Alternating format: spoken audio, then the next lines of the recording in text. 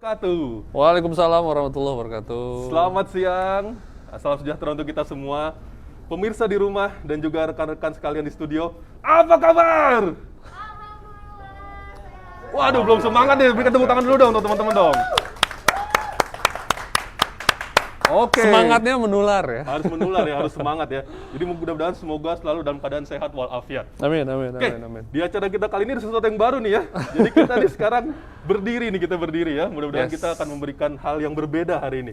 Tapi ngomong-ngomong yang berbeda, ternyata muncul gejala-gejala yang berbeda nih dari pasien COVID-19. Oh, oke. Jadi ada sesuatu yang beda, ada yang baru nih soal COVID-19. Kita akan kupas hari ini gejala-gejala itu apa saja, dan kemudian juga bagaimana solusi untuk mengatasi masalah ini. Dan saya tidak sendiri ya. Ya, kita kalau sendiri tuh nggak enak. Ya, enaknya itu ada yang nemenin ya. Nah, di sebelah saya ini sudah ada sosok yang sangat luar biasa. Beliau dikenal dari Sabang sampai Merauke. Dokter konsultan kesehatan Keling. Beliau juga adalah pengisi berbagai acara seminar kesehatan Keling. Tidak lain dan bukan guru saya juga, saya banyak belajar dari beliau, Dr. Arif Munandar. Apa kabar dokter? Sehat, brother. Wah, luar biasa ya. Berikan tepuk tangan dulu dong untuk dokter kita dong. Saya yakin banyak yang sudah kangen nih sama Dr. Arif ya. Saya pun kangen sebenarnya. Ya? Saya juga kangen banget, pengen keliling, pengen ketemu lagi. Pengen keliling ya, karena Pengen jalan mungkin lagi. kalau ketemu sama online tuh agak berbeda ya. Iya, jadi ada personal touch-nya yang Personal kurang touch-nya kena agak gitu. kurang ya. Jadi dokter nih selama pandemi COVID gimana nih aktivitasnya nih? Kalau saya pribadi sih masih tetap jalan. Masih ya? Bahkan saya menambah beberapa aktivitas juga karena gimana pun juga tenaga kita, ilmu kita itu dibutuhkan, terutama buat teman-teman ya, teman-teman mitra Keling sekalian. Jadi informasi dari kita itu kan juga sangat dibutuhkan untuk mereka menjaga diri atau apa segala macam. Jadi kegiatan nggak kendor sama sekali sih, alhamdulillah. Masih tetap jalan ya. Alhamdulillah. Jadi mungkin pemirsa di rumah juga masih banyak yang mungkin melakukan aktivitas sampai saat ini. Mungkin yang kerja, masih berdagang dan sebagainya ya. Karena memang nggak boleh berhenti ya. Nggak boleh berhenti Nggak ya? boleh berhenti. Karena pandemi masih terus berlanjut. Jadi judulnya tuh memang kita harus survive di pandemi Harus survive ini. ya. Yes. Tapi memang kita perlu berikan apresiasi mungkin kepada pemerintah Indonesia ya. Yap, Yang betul. kadang memang sudah mulai melakukan proses vaksinasi nih. Ya. Mungkin beberapa teman dokter sudah ada yang sudah dapat vaksin ya. Kita bahkan di lini depan sehingga kita memang termasuk urutan pertama yang harus divaksinasi. Dan ya. vaksinasi ini sebenarnya cukup efektif untuk mencapai suatu herd immunity. Herd immunity. Di mana 70% itu kita paparkan dengan virus dengan cara vaksinasi sehingga melindungi 30% yang lainnya. Dengan begitu itu akan memperlambat dan bisa mungkin menghilangkan pandeminya nanti. Oke, jadi memang vaksin itu penting banget ya. Tapi memang seperti yang kita ketahui bersama dokter, Ya. mungkin pemirsa juga Ya. sudah dengar beritanya bahwa virus COVID-19 ini muncul yang baru. Ya, Wah, ini nih. ada strain baru, Iya, yang banyak ditemukan strain baru. Walaupun sebenarnya kita sebagai tenaga medis nggak kaget sih bro. Nggak kaget ya? Kita sih nggak kaget sama Saya sekali. kaget tapi. Saya kaget nih. Ya, kenapa? Karena memang sifat dari virus. Jadi pandemi ini kan kita nggak cuma bicara soal COVID. Dilihat dari sejarahnya itu kan ada pandemi-pandemi sebelumnya yang memang kalau pandemi yang sebelumnya itu misalnya disebabkan oleh virus, virusnya juga bermutasi. Oke. Gitu ya, virusnya juga bermutasi. Karena apa? Begitu dia terpapar dengan orang lain, dia terus kemudian berkembang, dia kemudian memodifikasi diri, timbul strain-strain baru. Cuma umumnya terjadi pelemahan. Oh, jadi perlemahan Kalaupun terjadi malah ya? mutasi, dia terjadi pelemahan. Cuma gini, yang harus diingat adalah bro, virus ini atau penyakit ini itu merupakan penyakit yang sangat baru. Oke. Kita sendiri kan masih mencari tahu apa yang kita ketahui hari ini dan kita anggap benar hari ini belum tentu di 3 bulan kemudian itu kita anggap benar juga. Bisa aja salah, bertentangan. Ingat dulu WHO sempat bilang masker Pakai hanya masker. untuk yang sakit dan Oke. lain sebagainya apa segala macam. Saat itu relate memang. Oh, bukan salah ya? Nggak Bukan salah, nggak Oke. salah. Nah, saat itu relate karena memang jumlah masker mungkin nggak terlalu banyak. Lalu kemudian yang kedua juga kita nggak tahu bahwa ternyata penularannya itu sekuat itu gitu ya. Tapi setelah diteliti, setelah waktu berjalan, diteliti, dilihat fenomena-fenomenanya, ternyata ada fakta baru. Semua orang harus pakai masker sekarang. Makanya Nah, jadi nih- bukan berubah-berubah sebenarnya. berubah-ubah ya, makanya Tetapi nih kita- memang ilmu itu berkembang. Berkembang terus ya. Makanya kita hari ini pun pakai masker nih ya. Iya. Jadi memang kita juga mendukung anjuran pemerintah ya. Betul. Memang kita tetap harus menjaga jarak. Dan Yes. juga kita memakai masker dan yang semua yang ada di ruangan ini juga memakai masker ya. Iya, betul. Jadi memang kita harus bersama-sama nih untuk menanggulangi pandemi COVID ini ya. Betul, Oke dok. betul, betul. Jadi kenapa sih masker ini penting? Nah, ini pasti berhubungan dengan penularan dari COVID-19. Ya. Emang bagaimana, Dok? Ini COVID-nya bisa nulari dari mana sih sebenarnya? Oke, yang kita ketahui pandemi kan ada macam-macam. HIV juga termasuk pandemi di seluruh dunia sudah mulai ada. Itu mungkin hebohnya di 80-an. Tapi cara penularannya bukan lewat saluran pernafasan, tetapi lewat ya berhubungan seksual dan lain sebagainya. Nah, COVID-19 ini merupakan virus yang memang tinggalnya itu di saluran pernafasan dan jaringan paru. Ya, dia memang hidupnya di sana, dia menginfeksi jaringan itu sehingga dia bisa menularkan melalui apa? Melalui saluran pernafasan juga. Jadi saluran pernafasan kita, saluran pernafasan kita punya fungsi menghirup, inhale, dan membuang nafas, exhale. Termasuk pada saat sedang kita berbicara. Saat kita sedang berbicara ini, kita banyak mengeluarkan droplet, atau mengeluarkan tetesan liur yang mikro sifatnya. Liur. Jatuhnya liur sebenarnya. Mikro yang mengandung virus kalau kita terinfeksi. Jadi pada saat kita terinfeksi, anggaplah kita misalnya tidak mempunyai gejala apapun, lalu kita kemudian berbicara dengan orang lain tanpa menggunakan pengaman untuk mengamankan orang lain, gitu ya. Atau mengaman, terlalu dekat, tidak memakai masker, maka yang terjadi adalah nantinya saya akan mengeluarkan droplet. Anggaplah misalnya saya OTG ya, amit-amit nih. Saya akan keluarkan droplet ke Jabar, terbang, dan Jabar akan menghirup dengan secara tidak sengaja. Begitupun juga Jabar ke saya. Nah, tapi kalau kita memakai masker, droplet saya akan tertahan di masker saya, dan Jabar akan memproteksi saluran pernafasan Jabar dengan menggunakan masker ini. Mungkin boleh tanya nggak, Dok? Kalau udah pakai masker ini, dropletnya masih ada yang keluar atau enggak? Biasanya kalau kita pakai, tergantung standar maskernya ya. Kalau standar maskernya mungkin hanya scuba, ya masker kain tipis, memang nyaman, kita bernafas juga enak apa segala, tapi fungsi proteksinya kurang dibandingkan dengan masker yang memang mungkin N95 yang dipakai sama tenaga medis. Sebenarnya untuk kita yang ada di luaran itu menggunakan masker medis yang 3 lapis itu juga sudah cukup, dan sekarang harganya sudah terjangkau. Dan tidak ada penimbunan lagi mungkin. Stoknya udah banyak, di mana-mana kita nyarinya gampang. Kalau dulu masih susah banget ya. Ya, dan penting juga untuk diganti secara berkala. Kenapa masker, Dok? Nah, sebenarnya gini, yang harus dilindungi itu bukan hanya hidung, mulut, tapi juga mata. Mata. Nah, mata karena lewat angiotensin 2, ya, jadi mata itu pada saat... Apa nih, Dok? Sorry, maaf nih saya potong dulu, nanti pemirsa di rumah bingung juga nih. Angiotensin 2 apa itu, Dok? Nah, jadi pada saat kita misalnya terpercik droplet, lalu kemudian jaringan mata, terus kemudian terkena oleh droplet kita, maka virus itu bisa masuk dan bisa meningkatkan angiotensin 2 yang ada di dalam mata. Sehingga infeksi memungkinkan terjadi di mata juga. That's why banyak orang juga kalau memang harus terpaksa sekali berdekatan, dia menggunakan face shield juga. Nah, jadi, atau ya minimal kacamata sebenarnya. Kayak Yonano boleh lah. Boleh lah, Yonano ya. Jadi pakai aja. Face shield itu memang dipakainya kalau kita berdekatan, kita tidak bisa menjaga jarak ya. Itu baru kita pakai face shield. Atau mungkin di daerah, atau mungkin gini, biasanya orang pakai face shield itu biasanya kalau dia ada tindakan-tindakan tertentu. Misalnya dia tindakan pembedahan atau apa segala macam. Atau pada anak-anak yang masih susah pakai masker, yang masih suka ngucek mata, yang masih suka ya begitulah ya, masih agak susah, pakaikan face shield dan juga masker juga. Double ya. Biasanya penularan lewat mata itu paling sering itu lewat tangan kita. Kita sentuh sesuatu yang mungkin terinfeksi virus, atau kita berjabat tangan dengan orang yang memang mempunyai virus COVID-19 di dalamnya, lalu kemudian kita lupa mencuci tangan, lalu kemudian mengucek mata, itu bisa memungkinkan terjadinya penularan sebenarnya. Nah, ini Dokter Arif tadi ngomong soal virus COVID ini bisa menempel di benda ya. Mungkin pemirsa saya yakin sudah sering dengar ya di berita mungkin, tapi kita akan sedikit menyegarkan kembali. Karena ada berita baru nih pemirsa nih, mungkin banyak yang sudah dengar juga, Dokter.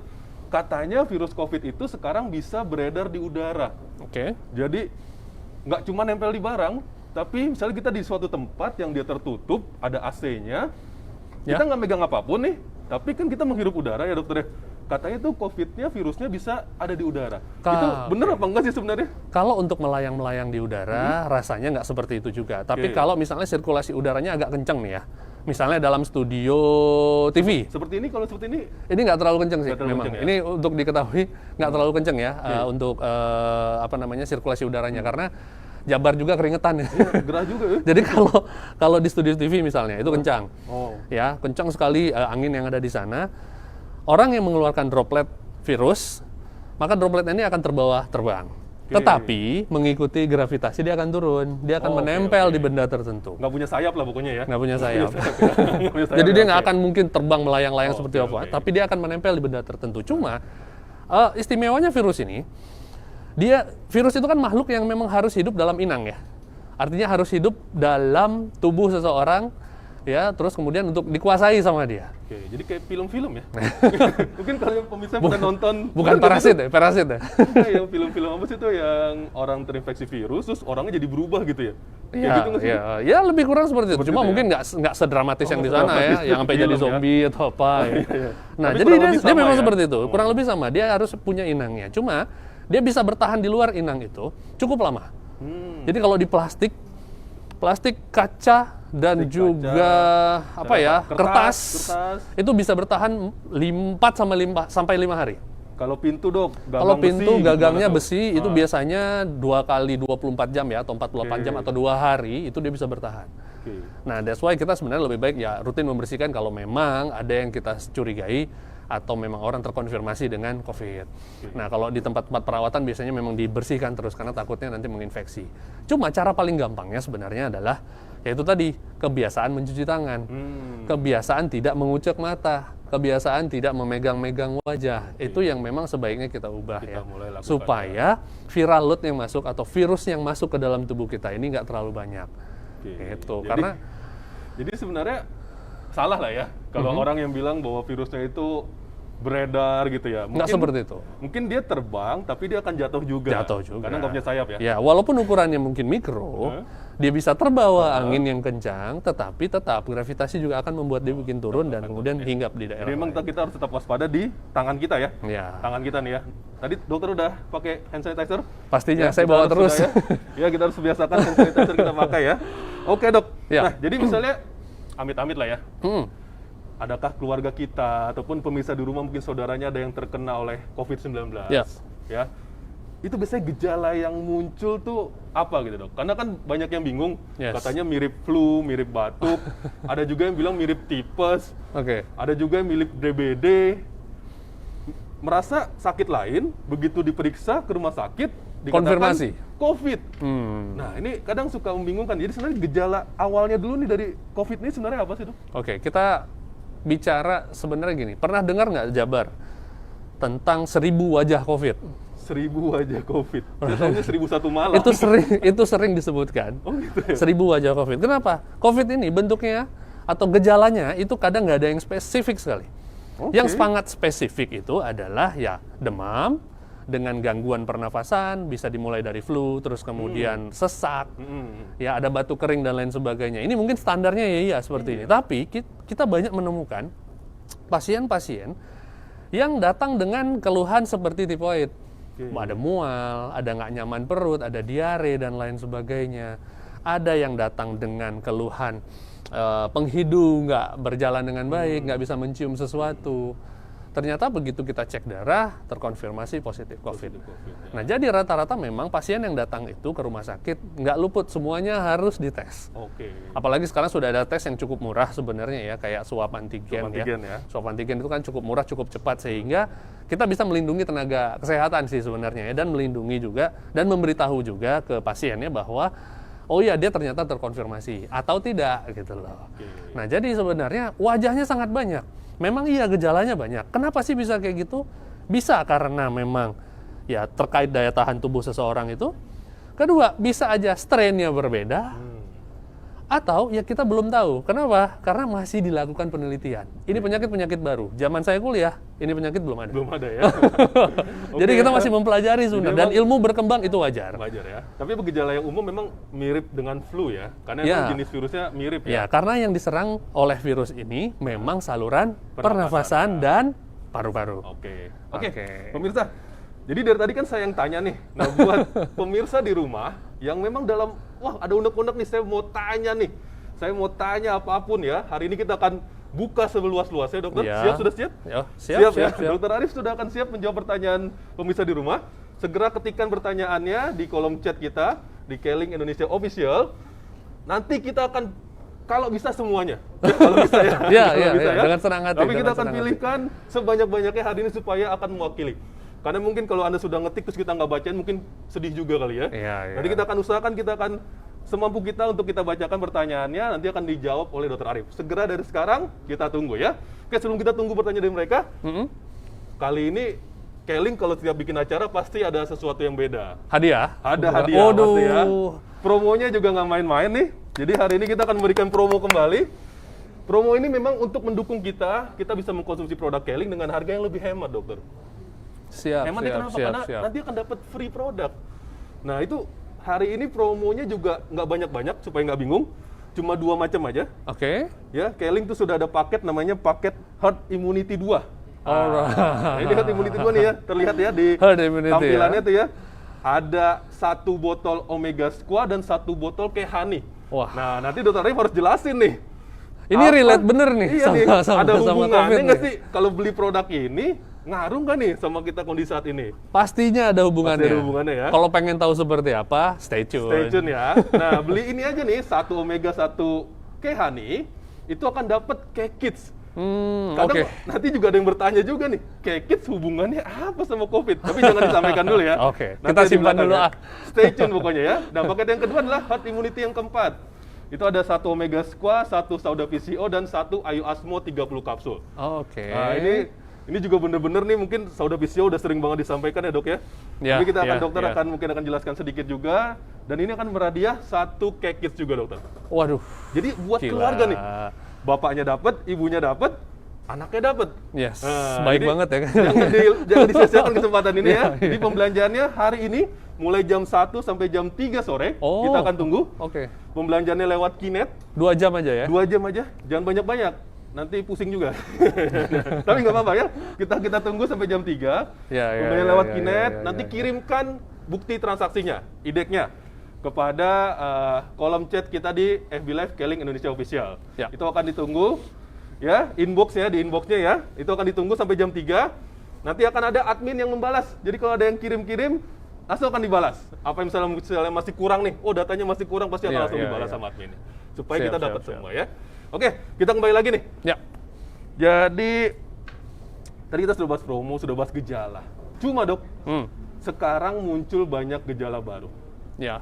Yang paling sering dok, itu mungkin pemirsa di rumah juga sering dengar. Tapi ini saya kasih bahasa ilmiahnya sedikit.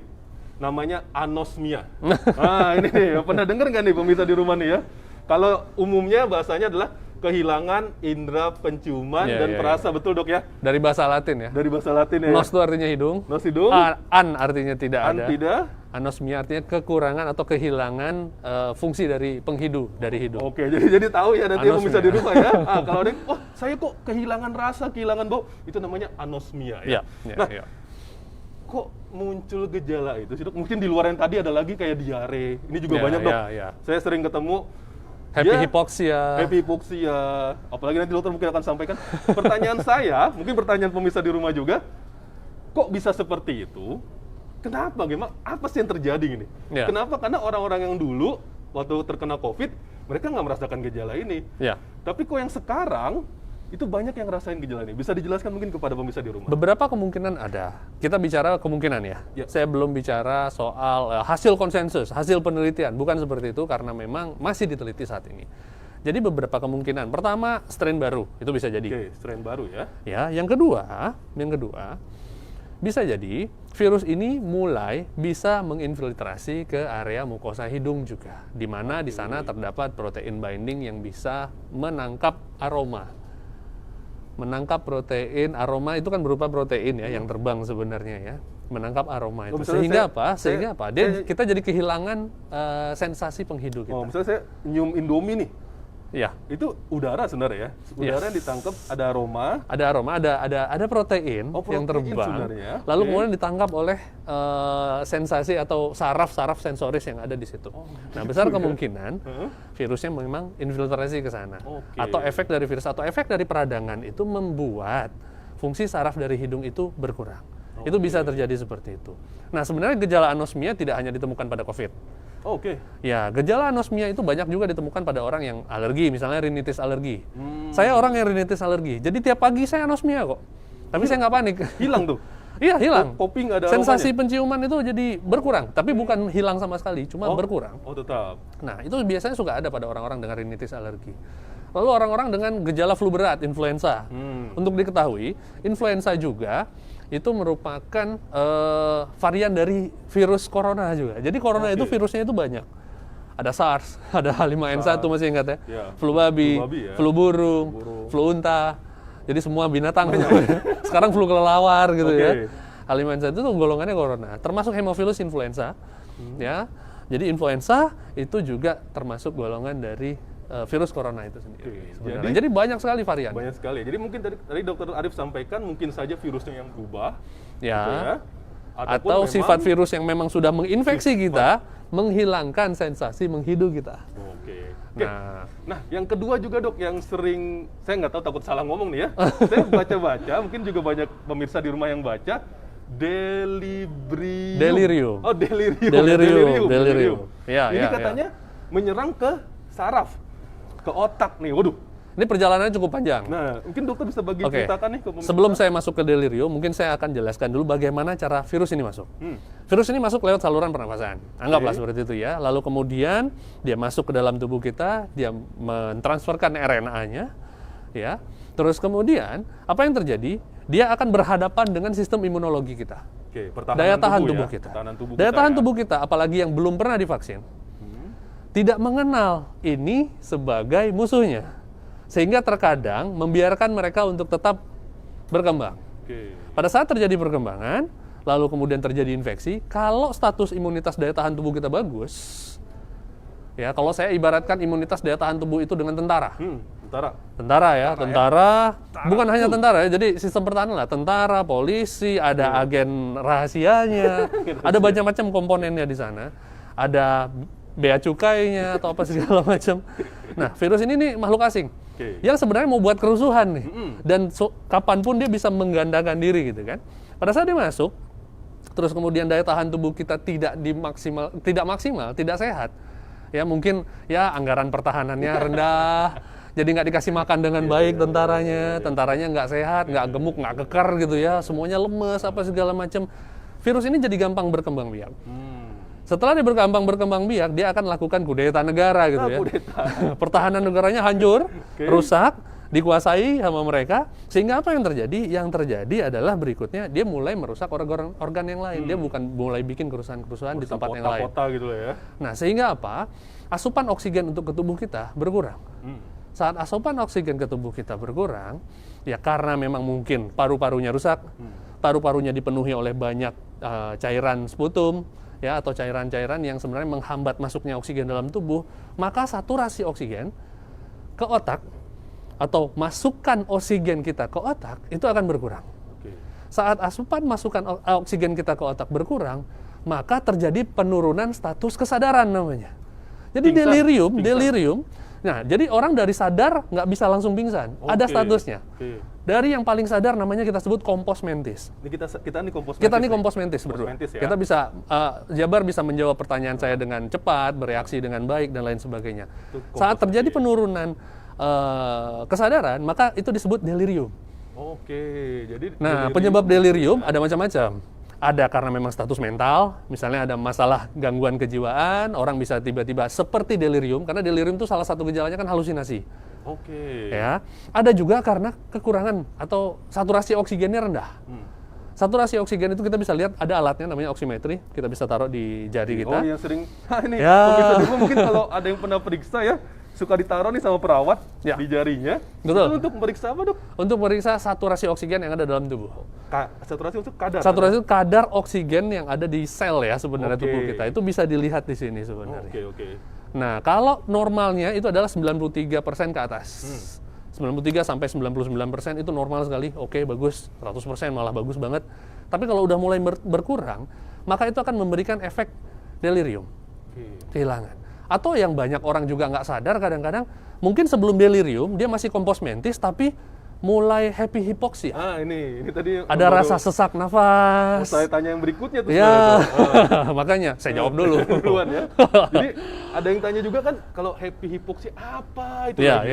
Jadi happy hipoksia itu status kesadarannya masih bagus, Tetapi saturasi oksigennya tanpa dia sadari berkurang, turun. Jadi masih begini nih, tiba-tiba bisa pingsan gitu atau gimana dok? Biasanya nggak tiba-tiba memang, ada prosesnya, cuma umumnya diabaikan. Oke. Ya, misalnya orang kan ya rasa-rasa nyesek dikit mungkin karena kecapean, diabaikan. Rasa-rasa gampang lelah, lemes. Ya, jadi pada saat saturasi turun kan tidak hanya paru-paru kemudian melakukan kompensasi dengan cara bernafas lebih cepat. Oke. Ya, jadi tubuh kita tuh punya otomatisasi juga. Begitu oksigen turun, paru-paru akan berusaha untuk bernafas lebih cepat sehingga kesannya sesak. Olahraga olahraga Ya. kecapean. Berarti kita akan apa namanya itu? Akan ya seperti tersengal-sengal kan. Nah, ini sama, dia seperti tersengal-sengal juga karena kompensasi tubuhnya. Tubuhnya melakukan adaptasi terhadap saturasi oksigen yang rendah tadi. Nah, sehingga terjadilah yang namanya agak rasa nggak enak nafas. Terus kemudian yang terjadi berikutnya juga mulai lemes. Mulai berkunang-kunang, kok agak nggak nyaman ini badan ya, apa segala macam. Pada saat dicek saturasi ternyata ada terjadi penurunan. Begitu di PCR swab, taunya COVID. Itu bisa terjadi. Pada orang-orang yang mungkin daya tahan tubuhnya cukup kuat, cukup aktif gitu loh. Atau ya nggak terlalu mikirin pandemi ini ya. Ya mungkin contoh paling gampang, kalau yang suka main bola ya, Cristiano Ronaldo. Ya. Zlatan Ibrahimovic yang tiba-tiba Punya potensi untuk happy hypoxia. iya, mungkin karena apa? Aktivitasnya terlalu berat gitu ya, Dok. Jadi Ya, mungkin dia jadi dia mungkin merasa kompensasi tubuh yang mungkin tersengal-sengal, gampang pegal atau apa segala macam dicuekin aja, nggak dianggap sebagai sesuatu yang serius. Oke. Nah, lanjutan dari happy hypoxia bisa terjadi penurunan kesadaran yang lebih dalam lagi, yaitu delirium. Oke. Dari delirium baru bisa turun lagi. Delirium salah satu cirinya adalah susah diajak ngobrol, susah fokus. Oke. Diajak ngobrol agak nggak nyambung, lambat, agak lemot gitu. Pemirsa di rumah yang agak susah diajak ngobrol mungkin delirium nih. Enggak juga. Enggak juga. Langsung cek saturasi. Cek dulu. Ya, oke, jadi di rumah sebelahnya coba misalnya nonton kita nih acara hari ini, coba diajak ngobrol. Sudah makan belum? Sudah. Kalau dia lama jawabnya mungkin ya. Mungkin ya. Okay. Sangat lambat jawabnya. Sangat lambat ya. Jadi responnya sangat lambat. Ada halusinasi terkadang, susah diajak untuk fokus, kalau ditanya ini di mana, kamu tahu nggak ini di mana? Kadang masih bahasa Sundanya liar ya, masih suka agak kebingungan atau apa segala macam. Kalau bahasa yang lain? Bisa, ya? Confused. Nah, Dok, selain yang tadi 3 kita bahas, ada lagi nggak sih gejala baru nih yang muncul belakangan ini soal COVID-19 ini? Ya, variatif sih ya. Banyak yang sebenarnya paling banyak ya tadi yang sudah disebutkan sih ya. Ya, tapi banyak juga yang terkena di saluran pencernaan atau apa. Jadi jangan kita takut sebenarnya untuk memeriksakan diri. Sekarang pemeriksaan untuk COVID-19 itu kan cenderung yang memang nggak sakit ya, cepat. Jadi daripada kita jadi wabah untuk orang lain, lebih baik kita cepat tahu. Banyak orang kan takut periksa karena takut tahu kalau dia itu sebenarnya kena COVID. Sebenarnya kalau dengan cepat dia tahu, cepat ditangani, cepat dikasih suplementasi, cepat diobati, aman gitu loh. Dan orang-orang tersayang, orang-orang terdekatnya itu bisa terlindungi gitu. Ya, terutama orang-orang yang memang rentan ya. Kelompok-kelompok rentan ya, mungkin orang tua, anak-anak, ibu hamil dan sebagainya ya. Karena mungkin kita tinggal di rumah, nggak mungkin kita sendiri saja ya. Betul. Orang tua dan sebagainya. Jadi memang penting sekali untuk melakukan pemeriksaan ya, Dok ya. Oke, Dok, jadi kita sudah bahas ya sebenarnya gejala-gejala yang mungkin nggak sih, Dok, nanti ke depannya itu akan muncul gejala-gejala baru yang mungkin tidak diketahui sebelumnya gitu. Mungkin bisa aja. Ya? Jadi jangan kaget, jangan frustasi atau apa. Saran saya sih memang lebih baik kita hadapi dengan gagah berani nih. Artinya dihadapi dengan gagah berani bukan berarti diterabas ya tanpa masker atau apa segala macam. Berita baik ada vaksin. Difasilitasi negara dan lain sebagainya. Vaksin ini kan cukup bisa membantu sebenarnya ya. Karena gini, kalau kita ibaratkan pertahanan tubuh ya, ini jadi banyak orang yang bertanya sama saya tentang, sebelum ada yang nanya nih, tentang vaksin. Dok, seberapa efektifkah vaksin itu? Vaksin itu cara kerjanya seperti apa? Kalau saya udah pakai vaksin masih harus pakai masker nggak atau apa segala macam. Nah, jadi gini, cara kerja vaksin adalah dengan cara memberikan virus yang dilemahkan atau bagian dari virus itu supaya daya tahan tubuh kita atau sistem pertahanan kita, tentara, polisi, intelijen kita, bea cukai kita, itu mengenali dan bisa melakukan simulasi terkadang melakukan simulasi. Nah, jadi sistem pertahanan kita ini kan kalau nggak kita kasih simulasi, nggak kita kasih latihan perang, nggak kita kasih tahu, nggak kita didik, nih loh ciri-cirinya teroris nih. Kira-kira dia akan bisa bereaksi dengan tepat nggak? Rasanya nggak. Nah, perbedaan orang yang tidak divaksinasi dengan orang yang divaksinasi adalah orang yang divaksinasi mempunyai imunoglobulin spesifik. Artinya, dia mempunyai daya tahan tubuh yang sifatnya spesifik untuk virus ini. Jadi pada saat virus ini datang, terus kemudian dia bisa dikenali, bisa cepat diantisipasi. Karena sudah kenalan duluan, udah tahu, udah ada informasi bahwa si teroris atau si virus ini bentuknya kayak gini nih. Oke, tapi sebelum dokter lanjut ini, saya mungkin pertanyaan pemirsa juga di rumah. Kalau sudah divaksin, Ya. sudah ada tadi tentaranya, kita sudah pasti aman nggak dari COVID? Sudah pasti kebal apa enggak gitu ya. Kan Jadi udah ada gini, tentaranya nih, udah dilatih. ya. Gimana dok? Jadi lebih kuat. Jadi lebih terlatih karena jadi lebih tahu sama si ancaman musuh ini. Tapi kalau tentaranya, polisinya, agen rahasianya, bea cukainya nggak dikasih makan dengan baik, Oke.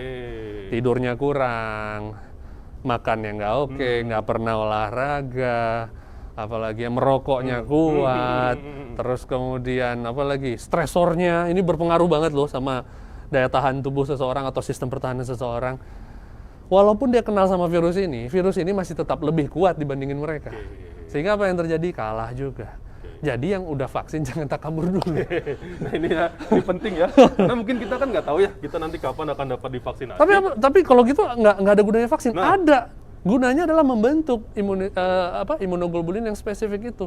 Di mana kita akan jadi lebih tangguh, lebih kuat sebenarnya dalam menghadapi ini. Dibandingin kita nggak punya informasi sama sekali tentang si virus ini. Jadi kalau diibaratkan Gitu. tuh, kalau di zaman dulu, zaman koboi ya, jadi kalau udah ada vaksin, coronanya jadi wanted gitu. Ya, betul ya? Oke. Jadi wanted dengan reward. semua orang tahu gitu ya. Semua orang tahu sehingga orang punya antisipasi. Selemah-lemahnya orang itu minimal dia ada Ada antisipasi. antisipasinya. Oke, jadi tetap vaksin itu Gitu. bermanfaat. Nah, Bermanfaat. dok, selain vaksin, sering orang bertanya, kalau kita sakit, kita kan butuh obat ya. Nah, ini udah obat dulu ya. Ya, Coba ya, nanti ada ya, temannya ya. obat nih. Ya, Yes. mungkin nutrisi, vitamin, dan sebagainya. Ya. Soal ngomong-ngomong soal obat COVID-19, sudah ada belum sih, dok? Sedang dikembangkan. Sedang dikembang. Jadi di berbagai negara semua peneliti sedang berlomba-lomba untuk mengembangkan obat untuk COVID-19 yang secara spesifik dan bisa memang dijadikan sebagai SOP dasar seluruh dunia. Oke. Sekarang sedang berlomba-lomba. Cuma memang temuannya berbeda-beda. Banyak WHO belum merangkum itu. Belum ada konsensus internasional, mungkin para ahli paru yang bisa menentukan ini loh SOP-nya. Walaupun memang kita sudah pakai SOP kita, di Indonesia pakai SOP kita. Di Amerika pakai SOP tersendiri dan lain sebagainya. Itu sudah mulai ada. Itu sudah mulai ada. Tapi kita belum menemukan yang memang sangat spesifik seperti obat TBC misalnya. TBC itu kan juga pandemi ya. Tapi obatnya itu sudah spesifik dan di seluruh dunia ya itu sudah 6 tadi. Tahu kan obat TBC yang 6 ya? Pasti Jabar tahu karena Jabar apoteker ya. Nah, jadi yang belum ditemukan itu SOP yang lengkap sekali, yang memang benar-benar komprehensif dengan tingkat kesembuhannya yang berapa persen gitu yang bisa memuaskan. Sehingga banyak orang yang terkadang fenomenanya saat ini mencari tahu di internet, beli obat sendiri, stok sendiri, ngobatin sendiri karena takut diisolasi di rumah sakit. Betul. Itu berbahaya banget. Oke. Karena gini, obat-obatan yang dibeli, ya dulu kan kita sempat dengar kloroquine ya. Chloroquine. Ya, apalagi ini bukan merek ya, ini namanya obat generik ya, ini zat aktif ya. kandungannya kok itu. Kandungan. Obat-obatan seperti itu kan sebenarnya punya efek samping yang cukup berbahaya. Kalau tidak diawasi oleh dokter, itu punya efek yang berbahaya sekali. Oke. Nah, jadi tidak untuk dibeli di luaran, lalu kemudian dikonsumsi di rumah kalau sekiranya sakit. Sebenarnya bukan itu caranya.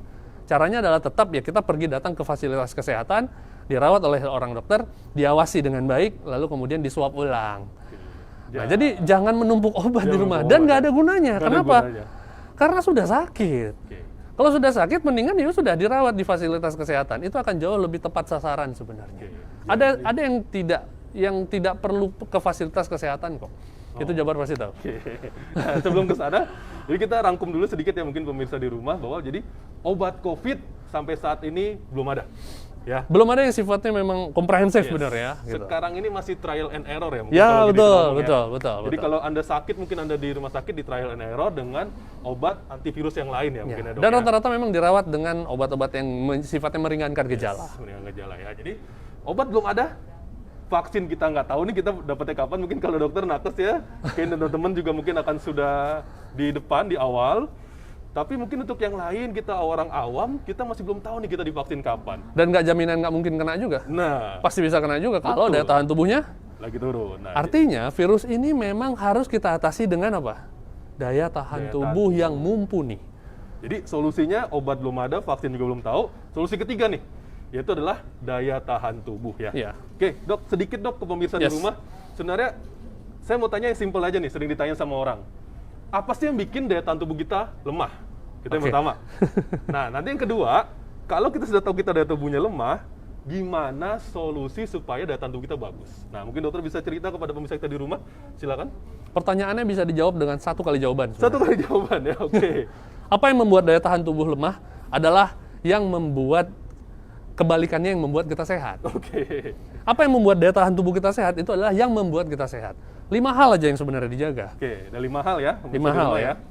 Food pertama. Oke, food, makanan. Pastikan makan kita cukup baik, Banyak? ya, gizi. Kalau banyak relatif, tergantung. Relatif, ya. Kalau luas permukaan saya dan Jabar ini agak berbeda, artinya porsi makan saya sama Jabar biasanya agak berbeda, atau kegiatannya berbeda biasanya. Saya 1,5 piring, dokter 2 piring gitu ya.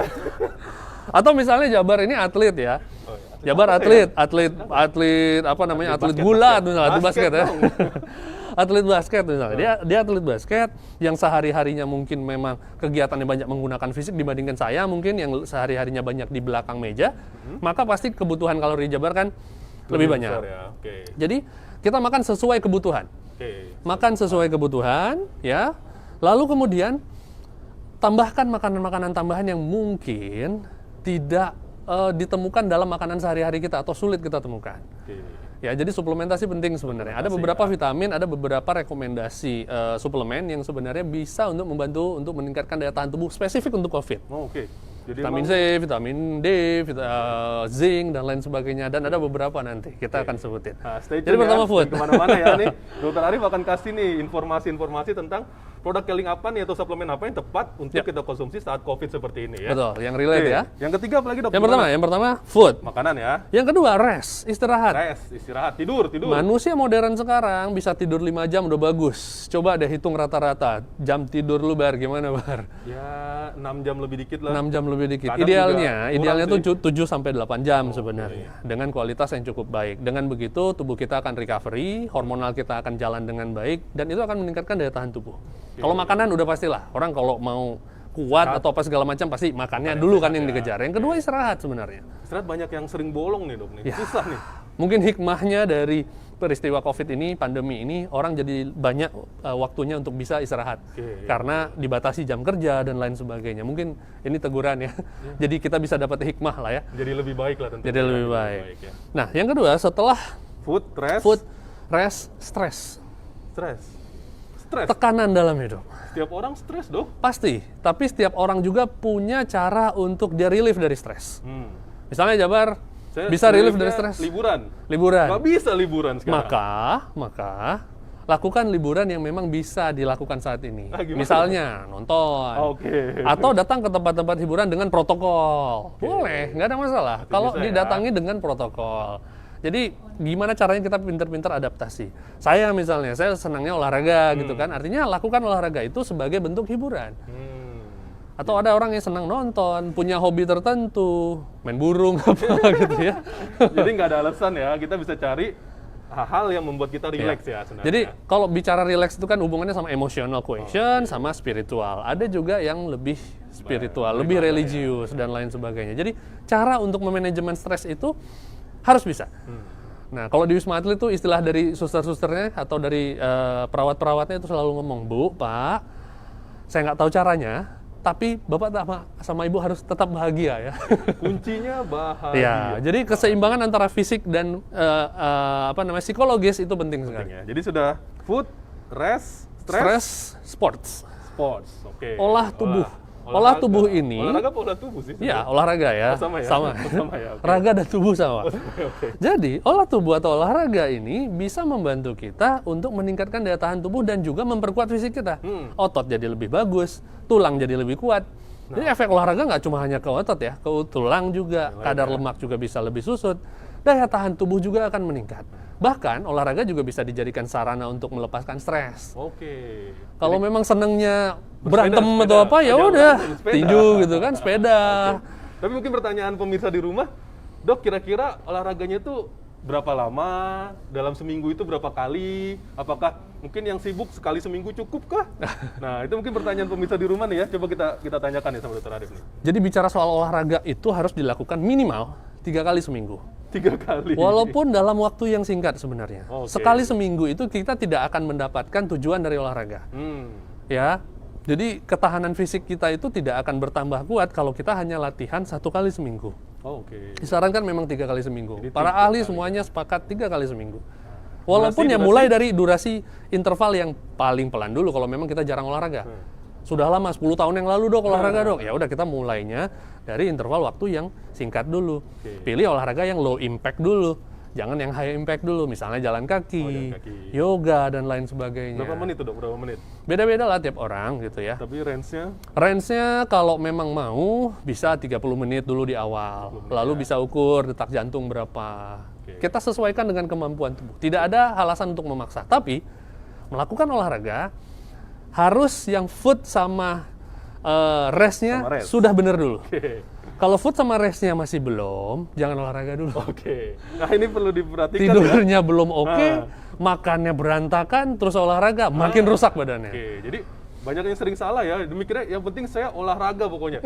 Makannya berantakan, masih tinggi lemak dan sebagainya. Ya. Tidurnya juga kurang, yang ada malah drop ya dok ya. Ya, betul. Oke. Jangan lakukan olahraga kalau memang tidur belum oke dan makan juga masih Oke, berantakan. jadi pemirsa di rumah ini ya. perbaiki 2 hal itu dulu. Yang tadi dulu yang pertama dulu ya, food dulu sama restnya dulu Rest ya. dulu. Oke, udah food, rest, stress, sport. Ada lagi? Toksin. Toksin. Toksin. Apa nih toksin nih maksudnya? Toksin ini adalah zat racun atau polutan yang masuk dalam tubuh. Yang kalau dalam konsep kesehatan Keling itu dibersihkan lewat konsep C, Oke, cleansing. Cleansing ya. Contohnya ya asap kendaraan bermotor yang memang masuk rutin dalam tubuh kita jadi radikal bebas. Itu menentukan daya tahan tubuh kita. Merokok, itu bisa melemahkan daya tahan tubuh.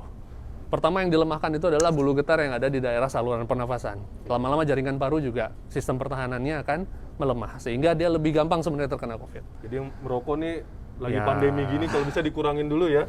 Kalau bisa berhenti Oh, kalau dan bisa jadi berhenti ya. momentum untuk berhenti. Momentum ya. Ya memang itu kalau saya nggak ngerokok, stres saya yang naik. Ya, dok. itu Kalau jadi- toksin saya nggak masuk, stres saya yang naik apa segala macam. Saya rasa itu hanya masalah sugesti. Sugesti ya. Kita bisa ganti sugestinya dengan hal yang lain. Jadi pelan-pelan lah ya, pelan-pelan kurangin ya. Ya, pelan-pelan dengan dukungan dari support dari keluarga. Tidak hanya rokok ya, alkohol, mungkin hal-hal yang buruk lah yang mungkin ya bisa menyebabkan tubuh kita narkoba. Jadi melemah daya tahan tubuhnya. Oke. Nah, jadi 5 hal ini itu bisa meningkatkan daya tahan tubuh. Nah, cuma memang yang bisa kita usahakan itu tadi food terutama ya, suplementasi dan lain sebagainya. Ini sekarang sedang tren, sedang banyak, sedang marak dan alhamdulillah Keling juga lagi sedang gencar-gencarnya untuk menyarankan bahkan membagi juga ke kita-kita, ke teman-teman manajemen juga untuk tetap mengkonsumsi suplementasi. Karena gini, penting sekali untuk di zaman modern ini melakukan atau memberikan suplementasi dalam tubuh. Banyak hal yang mungkin nggak kita bisa dapatkan dari makanan kita sehari-hari. Lemak ikan omega 3 itu susah kita dapatkan. Untuk bisa mencukupi kebutuhan tubuh kita, suplemen itu salah satu caranya.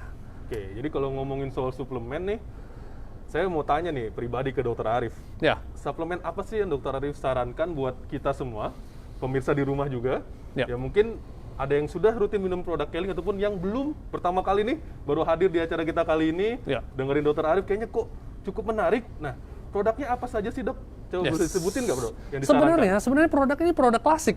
Produk klasik. Benar nggak? Benar. Klasik is Produknya the best, produk, pokoknya. produk klasik, produk lama, Hmm. produk imunitas yang dulu mungkin sebelum zaman pandemi kalau ke daerah itu nggak banyak yang mau. Oh, temanya tentang imunitas mungkin nggak mau. Ngomongin seks aja dok, atau ngomongin yang lainnya dok, atau apa segala Tapi kok macam. sekarang imunitas yang Tapi dicari sekarang nih. imunitas paling Wah. dicari nih. Nah, jadi produk-produk ini memang berfungsi untuk meningkatkan daya tahan tubuh dan punya fungsi yang memang bisa membantu untuk menghambat replikasi virus. Oke. Apa Nah, aja ya, apa aja nih? yang pertama itu produknya adalah Ayu Asmo, Ayo Asmo, oke. Yang, karena spesifik untuk pernafasan. Oke, yang kedua, Yang kedua itu adalah Honey 5 in 1. Honey 5 in 1. Yang ketiga, Masih produk lebah, Lebah. Propolis Platinum. Propolis Platinum. Yang terakhir, Yang terakhir adalah Omega Squash. Omega Squash. Oke, jadi pemirsa di rumah nggak terlalu banyak produknya sebenarnya, tapi itu akan memberikan manfaat yang sangat luar biasa buat Yes. kita. Ada Ayu Asmo, ada propolis, ada kehani, madu, dan juga ada omega squat.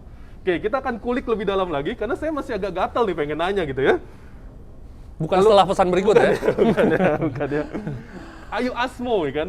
Kalau kita dulu dengernya ya buat paru-paru memang mungkin berhubungan ya dok ya, karena emang COVID menyerang ke pernapasan. Biasanya kita selalu sarankan Ayu Asmo itu kepada orang-orang yang sedang mau berhenti merokok. Berhenti merokok dan sebaiknya kalau zaman dulu tuh kayak gitu. Detox paru. Nah detox paru gitu. Nah tiba-tiba sekarang dokter Arif saranin kita konsumsi Ayu Asmo. Ya. Nah saya pengen tanya, apa sih istimewanya kayak Ayu Asmo untuk kita konsumsi saat ini? Oke, kayak Ayu Asmo ini merupakan paduan dari berbagai macam herbal. Ya, yang memang merupakan herbal racikan dari India yang disebut dalam kitab Ayurveda itu ya. Lalu kemudian dikemas secara modern yang punya fungsi sebenarnya untuk menjaga saluran pernafasan from top to bottom sebenarnya. Dari atas sampai bawah. Dari mulai rongga mulut, hidung, tenggorokan, saluran pernafasan sampai ke jaringan paru. Jadi sebenarnya kalau mau dijabarkan satu-satu cukup banyak sebenarnya komposisinya yang bisa membantu itu. Tapi fungsi utamanya kalau saya lihat yang relate sama COVID ini adalah fungsi ekspektorannya. Ekspektoran. Apa tuh dok, ekspektoran? Fungsi ekspektoran. Ekspektoran itu adalah pengencer dahak sebenarnya. Orang yang terkena COVID ini memang di daerah saluran pernafasannya ada pengentalan sputum, di mana itu menghambat laju keluar masuknya udara, dan itu yang membuat sebenarnya saturasinya banyak berkurang gitu ya. Jadi sesek gitu tuh karena itu salah satunya ya. Dan faktor kerusakan pada jaringan paru-parunya. Nah, biasanya pada gambaran ronsen orang yang terkena COVID itu terjadi fibroinfiltrat di kanan kiri. Terjadi kayak paru-parunya itu jadi ada jaringan parutnya. Iya, ya kan kalau orang kena COVID biasanya sarankan ronsen ya. Nah, itu nanti kelihatannya apa dok emang dok? Biasanya kalau gambarannya itu agak hitam, ini akan terlihat seperti gambaran sebukan putih yang cukup banyak. Sebukan putih itu sebenarnya bukan jaringan parunya. Itu adalah jaringan infiltrat atau jaringan parut. Pernah lihat orang luka, terus kemudian jaringan parutnya cukup besar. Berbekas gitu ya? Berbekas seperti itu. Nah, jadi jaringan parunya itu luka, berbekas, rusak, sehingga dia tidak kembali menjadi jaringan paru. Fungsi parunya jadi berkurang. Makanya nafasnya jadi agak pendek dan lain sebagainya. Nah, untuk mencegah itu, sebenarnya Ayurveda ini cukup bisa menjaga jaringan parenkim paru dengan cara memberikan nutrisi yang baik ke dalamnya. Jadi itu pentingnya Ayu Asmo untuk kita konsumsi ya. Karena emang sangat relate. Karena emang COVID dia akan menyerang ke paru-paru, penting banget tuh kita kasih suplemen yang memang mendukung kesehatan paru-paru ya. Kesehatan saluran pernafasan from top to bottom. Saluran pernafasan ya, dari hidung sampai ke paru-paru. Sampai ke bawah.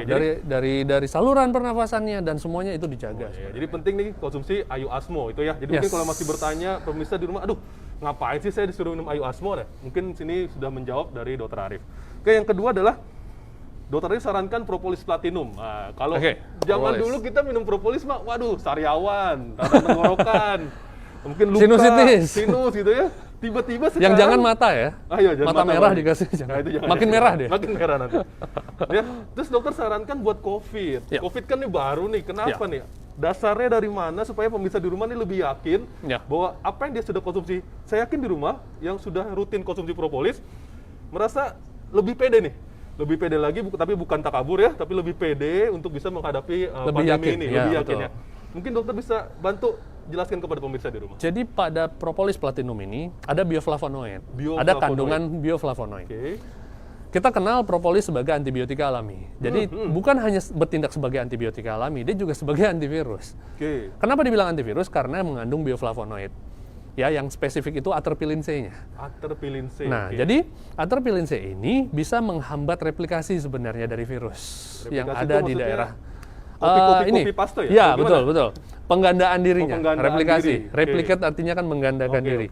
Cara dia berkembang biak kan seperti itu. Jadi, untuk bisa menghambat perkembangan dari virus ini, baik sekali kita berikan propolis. Nah, berikan propolis ini tidak hanya pada orang yang mungkin sedang sehat-sehat walafiat aja. Pada orang yang bergejala pun, kita bisa bantu. Ayu Asmo juga bisa kita bantu pada orang-orang yang sedang bergejala sebagai terapi adjuvan atau terapi yang membantu meningkatkan kesehatan atau rehabilitasi si tubuh si pasien. Terapi primer itu adalah terapi yang untuk meringankan gejalanya, untuk menghilangkan virusnya dengan cara pengobatan medis. Tapi produk-produk Keling bisa membantu dengan terapi adjuvan. Terapi adjuvan ini sangat menentukan juga. Ya, orang yang mendapatkan terapi adjuvan berupa suplemen yang tepat guna dengan pasien yang tidak mendapatkan terapi adjuvan, itu tingkat kesembuhannya bisa berbeda. Oke. Jadi Tingkat keparahan penyakitnya bisa berbeda. mungkin pemirsa di rumah masih berpikir bahwa produk suplemen Keling itu hanya buat pencegahan, Dok. Tapi ternyata tidak ya. Enggak. Jadi produk Keling ini bisa Bisa juga didampingi. untuk orang-orang yang sudah Ya. terkonfirmasi positif COVID. Bahkan Betul. malah disarankan ya, Dok ya. Ya, jadi saran saya sebenarnya anjurannya adalah untuk menjaga diri konsumsi. Pada saat sudah terkena, lanjutkan konsumsi. Karena gini, logika dasar. Logika dasar ya, Bar ya. Orang sakit. Ya, orang sakit sama orang sehat. Yang butuh lebih banyak makan orang sakit apa orang sehat? Orang sakit. Orang sakit pastinya. Karena tubuhnya sedang berperang, sedang Betul. butuh gizi cukup banyak. Tapi nafsu makan orang sakit cukup banyak. Aduh. Apalagi Lebih bagus tadi, orang sakit apa orang sehat nih nafsu tadi, makannya? anosmia. Iya. Kan Susah kalau makan kena kan? COVID kan pada nggak suka makan pasti. Karena nggak ada rasanya. Nah itu pada banyak yang cerita tuh gitu gimana tuh? Ya, makanya kita harus paksakan diri untuk makan makanan yang memang harus kita makan sama tambahan suplemen supaya daya tahan tubuh kita akan tetap kuat, Oke. survive, jadi bisa ngelawan. Logikanya dapat ya? Ini solusi utama sebenarnya ya. Karena kan kita harus makan banyak. Tapi kebanyakan pasien positif itu nggak ada rasa. Yes. Sehingga males makan. Nah kita cukupilah nutrisi kita dengan suplemen ya. Iya. Karena kan nggak perlu dimakan, tinggal telan. Ya. Telan-telan aja. Oke. Jadi ini masuk logika sih sebenarnya ya. Masuk logika kan? Iya, ya. Jadi Iya. memang yang sudah terkena memang disarankan untuk konsumsi Tetap produk-produk konsumsi, Keling ya. tetap konsumsi.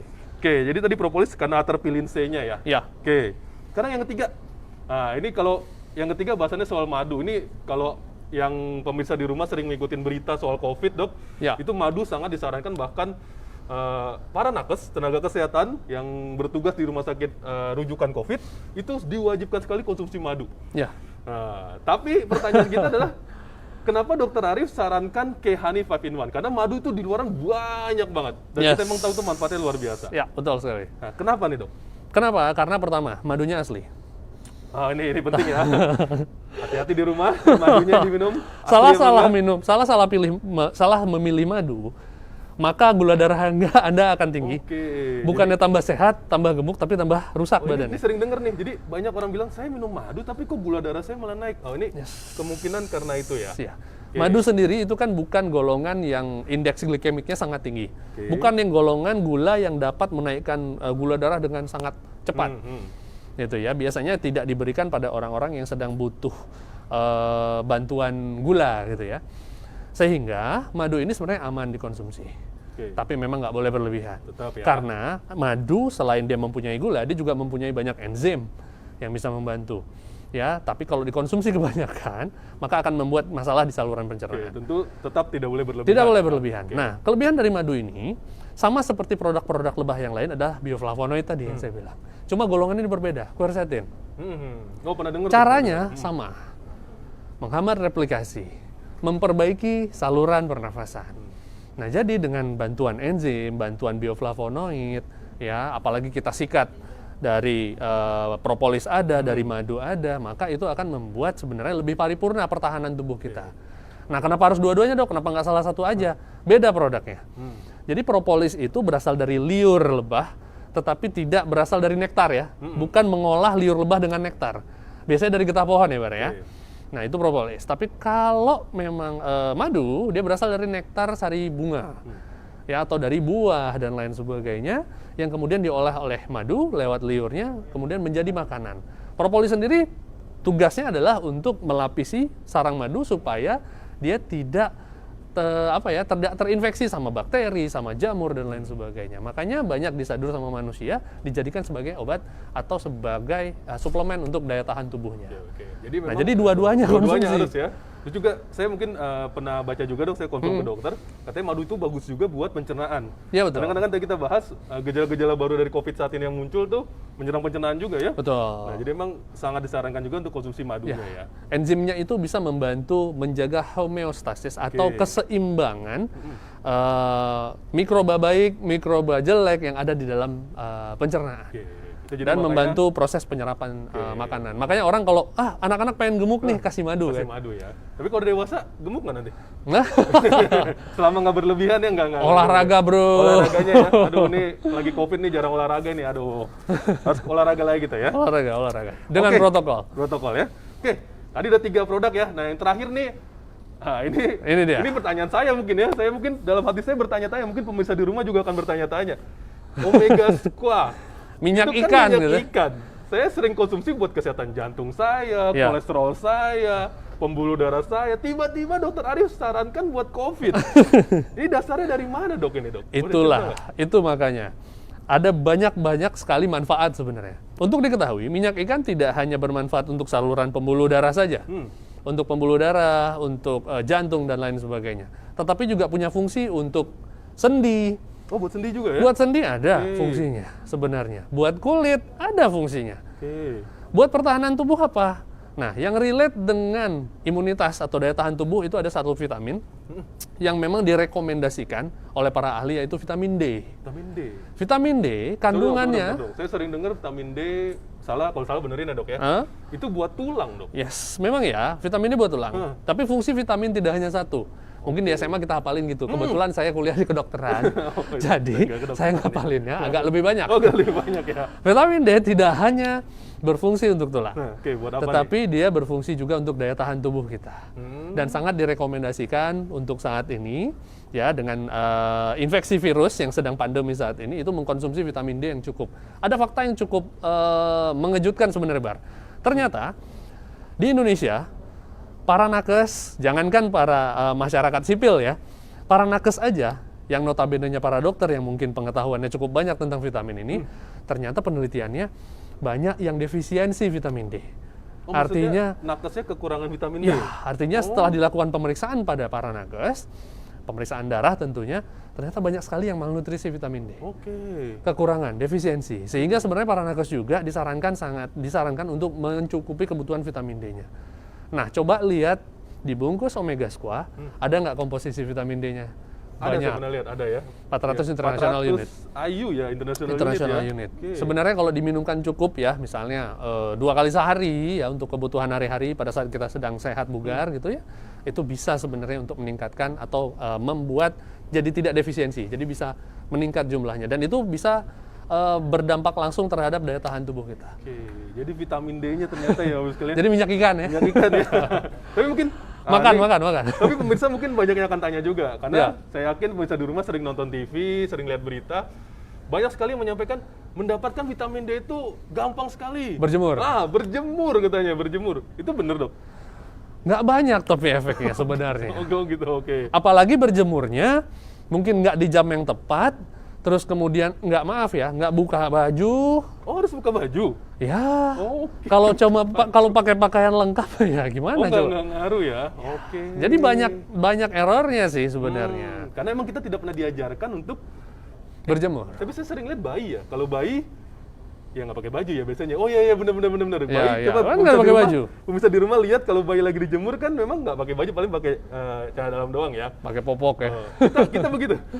Ya idealnya begitu, tapi gimana coba? Oke. Nah daripada capek berjemur susah atau apa segala macam, oke silakan lah mungkin berjemur sesuka. berjemur juga. Karena memang udah jadi kebiasaan. Kadang-kadang kan kalau kita merasakan sinar matahari kan ngerasa seperti ada power, segar gitu ya. It's okay, tapi diperhatikan jamnya. Jangan lupa konsumsi juga minyak ikan. Kenapa? Karena mengandung vitamin D yang sebenarnya bisa diaktifkan nanti lewat jemur itu. Oke, jadi berjemur lanjutkan, tapi jangan lupa ya apa yang disampaikan oleh Dokter Arif. Kalau bisa bajunya seminim mungkin ya. Ya benar ya Dokter Arif. Cuma jangan selfie ya, Ya, hati-hati. jangan selfie tapi ya. Oke. Nah, jadi kita sudah bahas ada 4 produk ya dok ya. Yes. Jadi ada Ayu Asmo, ada Propolis, ada Kehani, dan juga ada Omega Squad. Nah, hari ini kita juga akan kasih lagi promonya. Kembali lagi saya ingatkan promo kita. Wah. Jadi pembelian paket Herd Immunity 2, yaitu 1 Omega saja, plus 1 madu saja nih. Yang tadi dokter sudah jelasin. Omega tadi ada apanya dok? Vitamin D. Vitamin D-nya, di madunya ada Bioflavonoid, quercetin. quercetinnya, akan free cake kits. Nah, ini tadi kan kita tahan nih. Kenapa sih dikasihnya cake kits? Mungkin pemirsa di rumah akan bertanya, emang relate ya berhubungan dengan Oke. kondisi saat ini?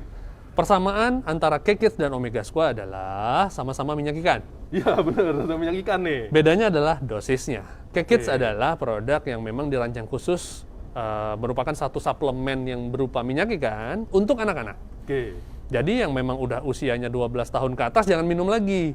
Kalau minum boleh Diperuntukannya kalau minum sebenarnya nggak ada efek apapun ya. Maksudnya Oke. begini, bukan nggak ada efek apapun. tidak ada efek yang merugikan sebenarnya. Oke, jadi boleh ya, tetap Ya, boleh. boleh tetap minum, nggak ada masalah. Cuma memang bukan dirancang untuk itu. Sama kayak Jabar, tiba-tiba makan makanan bayi. Kenyang nggak, Bar? Kenyang kalau banyak. Nah, akhirnya gitu kan? Bener, ya, Nah, bener. jadi logikanya seperti itu. Kalau bayi memang makanan bayi emang dirancang untuk si bayi yang ukurannya 4 kali lebih kecil dari luar gitu loh. Sehingga kalau untuk Jabar lebih baik makan memang makanan khusus orang dewasa. Jadi buat yang dewasa, Peruntukannya. peruntukannya. Oke. Jadi buat yang dewasa yang 12 tahun ke atas, yang berat badannya sudah 50 kilo ke atas, lebih baik konsumsi omega squat. Oke, seperti itu ya. Buat anak-anak yang 6 tahun, yang 12 tahun ke bawah sampai 1 tahun ya. Jadi 1 tahun sampai 12 tahun itu lebih baik konsumsi K-Kids. Kandungannya apa? Sama, ada vitamin D3 juga. Oke. Ya, jadi ini paket ini keluarganya, orang tuanya dapat, ibunya dapat, kemudian juga anaknya dapat juga nih. Luar biasa nih. Jadi semuanya dapat ya, Dok ya? Ya, betul. Jadi jangan lepaskan kesempatan ini. Dan yang kedua adalah paket Herd Immunity 4. Yes. Nah, ini ada tadi omega squat, dokter yang vitamin D, kemudian Sauda PCO, Dok. Nah, ini Iya. kita sebenarnya belum singgung sedikit ya, tapi coba dokter mungkin tambahin sedikit. Kenapa Sauda PCO penting nih untuk Nah, kita konsumsi? pertama untuk diketahui ada daftar herbal yang memang diakui oleh peneliti dunia untuk disarankan sebagai terapi adjuvan atau makanan pendamping yang bisa meningkatkan daya tahan tubuh untuk orang-orang COVID.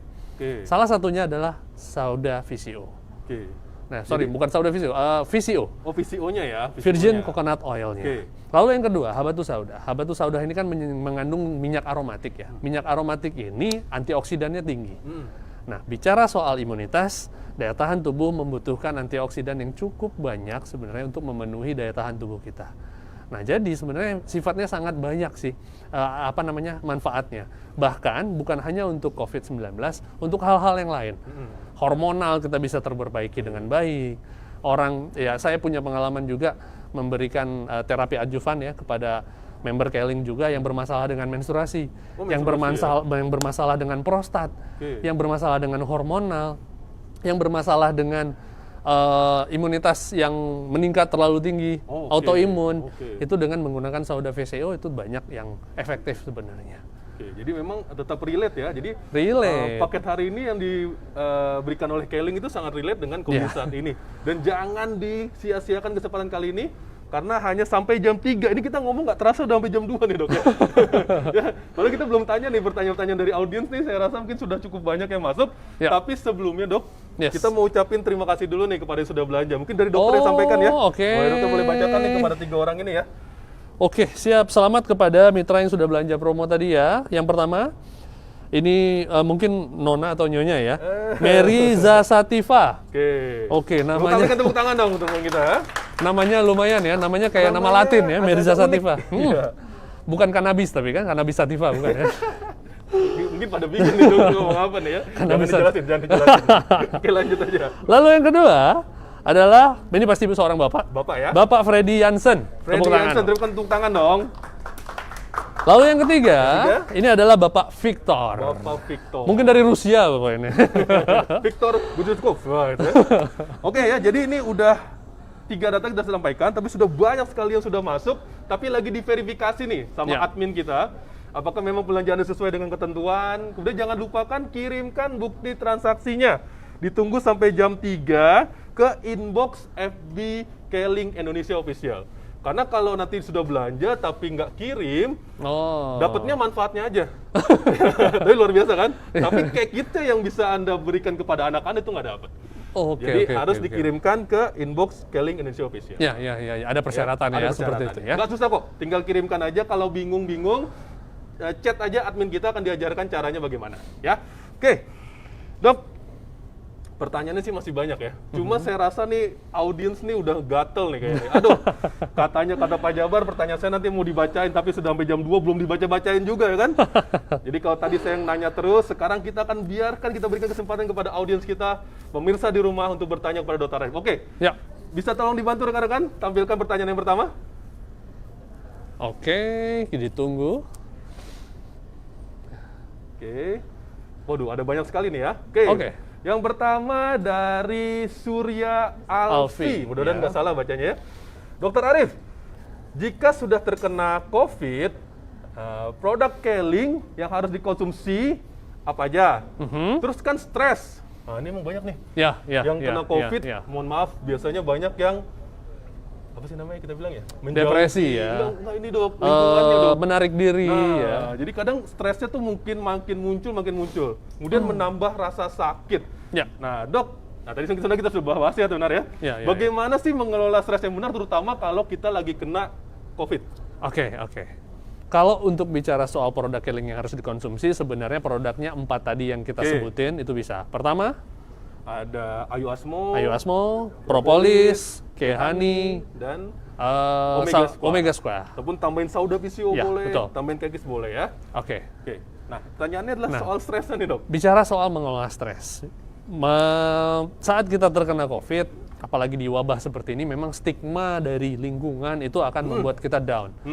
Plus juga kita memang harus diisolasi, sehingga terkesan kita memang seolah-olah dikucilkan dan sendiri menghadapi beratnya pasti ini, stres itu, dok? berat sakitnya ini. Memang pasti stres. Cuma begini, yang harus dilakukan memang itu adalah protokol kesehatan, SOP kesehatan yang memang harus dilakukan untuk mencegah penyebaran, untuk melindungi orang-orang di sekitar kita.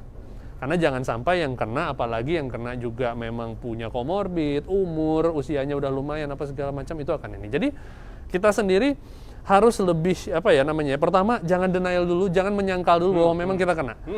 Oke, terima saya kena. Ditanya sama siapapun, iya saya kena kok, saya confirm kena.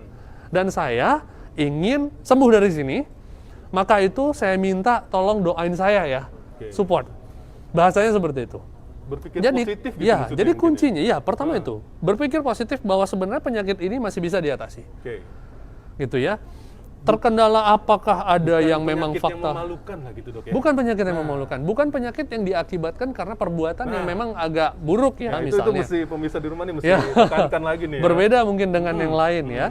Gitu atau perbuatan yang memang agak melanggar atau apa segala macam. Tidak. Ini adalah penyakit yang memang tanpa sadar memang masuk ke diri kita. Pertama harus kita terima dulu. Setelah penerimaan kita cukup baik, maka kita bisa minta support dari keluarga terdekat.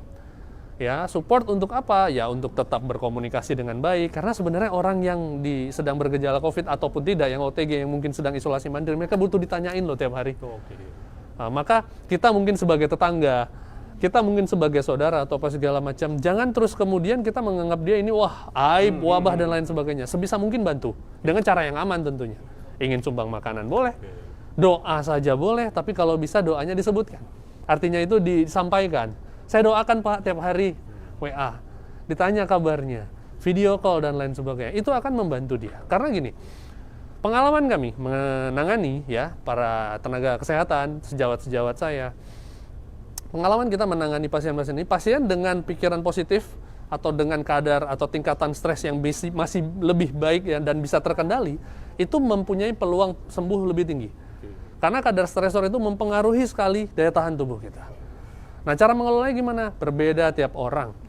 Kalau untuk pribadinya, ada yang mungkin lebih dekat dengan Allah ya, lebih banyak berdoa, lebih banyak kemudian dekat, merenung dan lain sebagainya. Ada mungkin dengan cara mengalihkan perhatian, dengan cara melakukan hobi. Lebih banyak waktu buat nonton drama Korea, misalnya, itu akan membuat dia lebih happy dan lain sebagainya. Jadi intinya sih sebenarnya memang perlu berpikiran positif, kemudian dukungan dari keluarga dan masyarakat sekitar ya. Oke, mudah-mudahan bisa terbantu ya. Oke, kita lanjut aja pertanyaan yang berikutnya. Oke. Masih ada 200 pertanyaan, Dokter Arif siap ya? Siap. Ya. Pokoknya hari ini khusus buat pemirsa di rumah. Tanya saja, kita akan usahakan semaksimal mungkin untuk kita jawab semua ya. Siap. Dokter Arif, bagi tipsnya dong dok. Dari Mbak Mutia Romza Maulana ya. Mbak Mutia Romza ya, kalau mengalami mual dan mah, terus produk yang dikonsumsi supaya daya tahan tubuhnya bagus di masa pandemi ini apa? Nah, tadi sebenarnya kita bahas tadi itu ya dok ya. Tapi mungkin dokter bisa ulangin lagi sedikit 4 produk itu. Oke, 4 produk tadi itu sebenarnya cukup aman dikonsumsi untuk ibu hamil kok. Oke, ibu hamil aman, sakit mah juga aman ya? Ya, kecuali mungkin Sauda VCO. Oke. Ya, Sauda VCO lebih baik tidak dikonsumsi untuk ibu hamil. Tapi 4 produk tadi seperti Ayu Asmo, terus kemudian Propolis, terus kemudian Kehani, dan juga yang terakhir Omega Square, itu sebenarnya cukup aman sih dikonsumsi. Untuk Ayu Asmo kalau memang tidak dibutuhkan sekali, lebih baik ya coba agak di skip dulu. Ya, ada perhatian ataupun komunikasi dengan dokternya atau berkomunikasi atau bisa berkonsultasi langsung dengan saya. Jadi kalau untuk karena memang dua langsung komunikasi nih, konsultasi pada saat sedang hamil, Ayu Asmo coba mungkin di stop dulu. Ya, jadi 3 tadi boleh. Lalu kalau ditanya mengalami mual, ibu hamil sebenarnya ada yang trennya memang mengalami mual, ada yang enggak. Ini semua karena memang hormon HCG ya. Jadi pada saat ibu hamil mengalami kehamilan, terjadi konsepsi dalam tubuhnya, maka hormon ini akan meningkat. Apa fungsi hormon HCG ini? Sebenarnya fungsinya adalah untuk memelihara janin yang ada. Gitu lah ya, memelihara janin yang ada. Kalau ditekan dia malah berbahaya, nanti janinnya yang bermasalah, sehingga timbul rasa mual. Bahkan mualnya agak cenderung berlebihan. Timbul sensitivitas pada organ penciuman. Oh, bukan hilang ya? Ya, jadi kalau suaminya rada-rada bau nih, dia nggak gitu? suka. Oke. Dia sangat sensitif sama penciumannya, biasanya seperti itu. Nah, ini memang sebenarnya hal yang alamiah terjadi. Cuma kalau terlalu kuat mualnya, itu biasanya jadi masalah. Jadi hiperemesis gravidarum kadang-kadang. Itu muntah berlebihan pada orang hamil. Nah, ini biasanya memang banyak kita jumpai ya, dan biasanya ya kita memang harus rawat, tapi tidak menekan hormonnya. Nah, apa yang bisa dilakukan sebenarnya untuk menekan itu? Sebenarnya masih tetap mengkonsumsi madu. Ya, boleh ditambahkan juga klorofil. Klorofil ya. Ya, untuk menenangkan lambungnya dan rasa mualnya supaya nggak terlalu berat. Atau mengkonsumsi makanan-makanan yang cukup asam sebenarnya. Nah, jadi bisa dibantu dengan klorofil juga, bisa dibantu dengan produk-produk tadi selama pandemi ya. Karena memang gini, ibu hamil ini daya tahan tubuhnya agak berkurang. Jadi concern bener. Makanya dia masuk kelompok rentan ya? Ya, dan tidak boleh divaksinasi. Karena dikhawatirkan nanti daya tahan tubuhnya akan bermasalah gitu ya, atau punya berdampak terhadap janinnya. Nah, jadi golongannya memang bukan penerima vaksin untuk ibu hamil ini. Jadi harus lebih ekstra sebenarnya menjaga. Produk-produk tadi sebenarnya cukup bisa membantu untuk mengurangi, meningkatkan daya tahan tubuh dan juga mengurangi rasa mualnya. Jadi itu ya untuk Ibu Mutia Romza ya, mudah-mudahan terbantu jawabannya. Oke, kita lanjut lagi tanyaan berikutnya. Ya. Oke, dari Ibu Leni Mozafa. Oke. Dokter Arif. Ya. Gejala COVID itu berbeda-beda. Beda-beda tipis sama dengan keadaan kayak flu gitu kan, terus ada yang hilang. Tadi kita bahas ya, hilang penciuman atau anosmia gitu ya. Ada yang demam, ada yang mungkin nggak ada gejala sama sekali. Terus gimana sih sebenarnya kita bisa melihat nih gejala-gejala itu sebenarnya nunjukin kita kena COVID atau enggak itu gimana sebenarnya? Memang makanya orang banyak yang bingung dong sebenarnya dok memang. Termasuk ini Mitra. Ya. Itu gimana membantu untuk pertanyaan Ibu Leni nih? Kita tidak bisa mengkotak-kotakan penyakit. Flu ya penyebabnya adalah ini. Obatnya adalah ini, apa segala macam. Enggak. Flu itu adalah gejala dari sekian puluh penyakit. Demam adalah gejala dari ratusan penyakit. Orang kurang minum demam, orang terkena infeksi bakteri demam, orang kurang tidur juga naik suhu tubuhnya dan lain sebagainya. Jadi kita nggak bisa bilang satu gejala itu ya ini adalah pasti penyakit ini. Bukan seperti itu cara bekerja dan berpikirnya, Bu. Jadi COVID-19 ini karena memang dia menginfeksi saluran pernafasan sehingga memberikan gejala tampaknya seperti flu. Itu gejala ringannya. Nah, apakah flu itu pasti COVID? Belum tentu. Gitu ya. Cara memastikannya gimana? Pemeriksaan. Yang paling gampang saat ini adalah swab antigen. Swab antigen. Kalau ada waktu, ada kesempatan, swab PCR. Ya. Kalau hasilnya terkonfirmasi memang reaktif swab antigennya, maka lakukan pemeriksaan PCR. Swab PCR ya. Ya. Perlu ronsen juga nggak sih dok sebenarnya? Perlu ronsen apabila memang terkonfirmasi positif.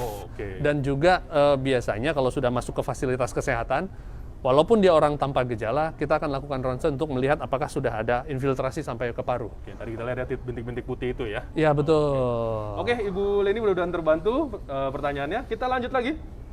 Pokoknya sampai Dokter Arif capek jawabin pertanyaan ini ya. Pokoknya kapan lagi kita tanya? Oke, sampai capek dia. Oke, ini kebanyakan ibu ya? Atau mbak ya? Ibu Reni bla bla bla. Titik ya. Kayak judul lagu God Bless. Dokter Arif, mau nanya nih, asma juga masuk gejala COVID nggak sih? Oke. Asma adalah bukan gejala. Asma adalah suatu penyakit. Oh, asma penyakit nih. Diagnosa. Asma penyakit ya. Gejalanya apa kalau asma? Namanya asma bronkial. Gejalanya adalah sesak. Sesak. Maksudnya mungkin bertanya ini kan sesak apakah gejala COVID dan lain sebagainya. Jadi, yang menyebabkan sesak pada asma dan yang menyebabkan sesak pada COVID berbeda. Pada asma, yang menyebabkan sesak itu adalah menutupnya atau menyempit. Salurannya itu menyempit, betul, bahasanya betul, menyempitnya saluran pernafasan akibat ada reaksi peradangan di sana, sehingga itu kita sebut asma. Tapi pada COVID, biasanya yang menyebabkan sesak karena kerusakan jaringan parunya dan ada sputum tadi. Ada jadi- cairan yang cukup banyak di daerah saluran pernafasan sehingga membuat orang juga sesak. Oke, jadi sebenarnya mungkin gejalanya mirip. Gejalanya mirip, sama-sama sesak, tapi sesaknya jenisnya berbeda dan asalnya berbeda. Oh, bisa dibedain dong? Kalau Bisa. sesaknya yang asma sama sesak yang COVID, mungkin Iya. yang simpelnya aja gimana? Kalau sesaknya asma itu karena salurannya itu menyempit akibat terjadi peradangan. Kalau Lalu di kemudian orangnya kelihatannya- di orangnya itu terlihat dia memang tersengal-sengal, tapi kalau kita periksa dengan stetoskop akan terdengar bunyi wheezing. Seperti ada mengi suara ya? mengi, Oh, mengi, oke. di akhir pernafasannya pada saat Kalau dia sedang COVID? exhale. Kalau COVID, biasanya gambaran nafasnya, saya sendiri belum pernah dengar, biasanya banyak yang bilang itu ada suara rongkinya. Artinya ada suara perusakan paru. Jadi mungkin seperti suara apa ya, kalau saya bilang ya, suaranya itu seperti ada suara gemericik ya. Oh, oke. Oh, jadi Gemericik, seperti suara kresek di, oke, plastik itu di. ya, Oh, oke. Jadi memang ada sedikit berbeda ya, Ibu Reni ya. Jadi antara sesak yang di asma dan Ya. juga sesak yang di COVID ya. sama-sama sesak, tapi penyebabnya berbeda. Ya, berbeda dan mungkin gejala juga sedikit berbeda ya. Oke, Ya. mudah-mudahan terbantu Ibu Reni. Lanjut lagi. Jauh berbeda. Oh, jauh berbeda Jauh ya. berbeda. Masih ada 20 lagi. Oke. Oke, dokter.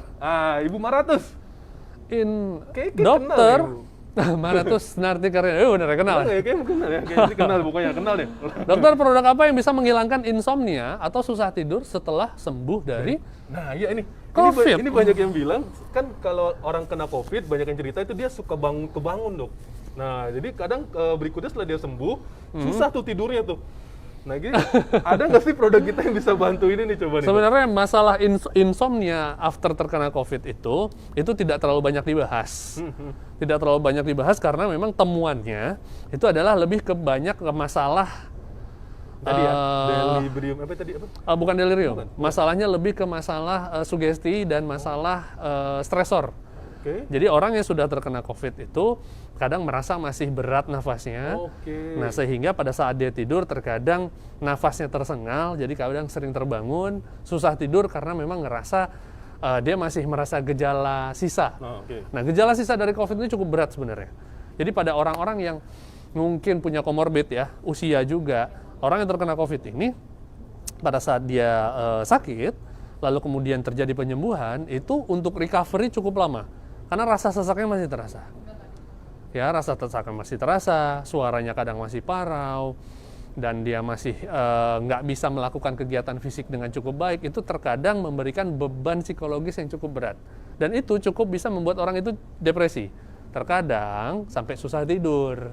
Jadi solusinya gimana nih, Dok? Nih, buat Solusinya sebenarnya kalau untuk produk sendiri sih kita nggak punya produk spesifik yang bisa memberikan efek ngantuk ya atau apa segala macam. Karena ini adalah produk suplemen, ini bukan obat. Oke. Ini bukan obat, ini adalah produk Apa yang suplemen. bisa dilakukan? Yang bisa dilakukan sebenarnya tata hati dulu. Oke. Ya, jadi coba lakukan yang namanya relaksasi. Ya, mungkin aromaterapi atau mungkin lakukan hal-hal yang memang bisa membuat kita lebih rileks Sebelum tidur lakukan hal sebelum ini dulu tidur ya. Atau membuat kegiatan mengagendakan kegiatan dengan padat supaya pada saat tidur itu tidurnya jadi lebih berkualitas. Oke, jadi Ibu Maratus mudah-mudahan terbantu ya. Oke, berikutnya. Oke, terus pokoknya pokoknya sampai Dok Sampai Arif. gempor ya. Oke. Tapi saya sih mau terus nih, tapi masalahnya jam kita sudah menunjukkan 2.30 ya. Oke. Ini jadi cukup agak panjang dan mimin kita sudah bilang gini-gini ya. Jadi Dok, mungkin nih pembicaraan kita mungkin masih panjang ya tentang gejala baru dari COVID Dan ini. akan berkembang terus. Kita akan dengar berita terus kan. Makanya jangan bosan juga karena kita pasti akan bahas terus masalah-masalah tentang COVID ini. Pokoknya apa yang lagi lagi hits, insya Allah kita akan bahas, kita akan sama-sama bagikan supaya pengetahuan kita bertambah kembali. Iya, betul. Dok, sebagai penutup, dokter mungkin bisa kasih sedikit kata-kata sampaikan kepada pemirsa di rumah mengenai COVID ini. Oke. Menghadapi pandemi ini, alhamdulillah kita sudah masuk tahap vaksinasi ya. Artinya sudah mulai ditemukan vaksinasi, sudah mulai ada pemberian juga dengan efektivitas masing-masing. Tapi masih dalam tahap uji klinis sebenarnya. Nah, dan vaksinasi sendiri tadi kita udah bahas, tidak 100% bisa membuat kita kebal. Dan ternyata dari hasil pembicaraan kita tadi, bahwa yang menentukan apakah kita terinfeksi atau tidak, itu adalah kualitas dari pertahanan kita. Tentara kita. Ya? Tentara kita, imunitas kita.